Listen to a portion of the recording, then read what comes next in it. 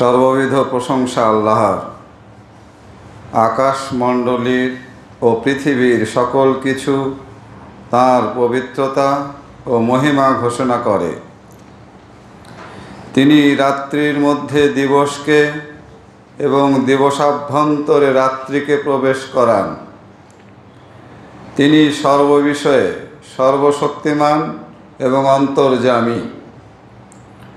তিনি চির অপ্রতিহত অভিপ্রায়াধিকারী, যাকে ইচ্ছা করেন পথহারা অথবা পথপ্রাপ্ত।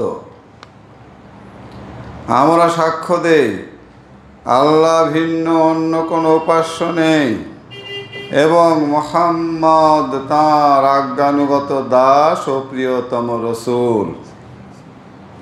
তাঁর প্রতি বর্ষিত হোক অশেষ অসংখ্য দরুদ ও সালাম নিরবধি নিরন্তর।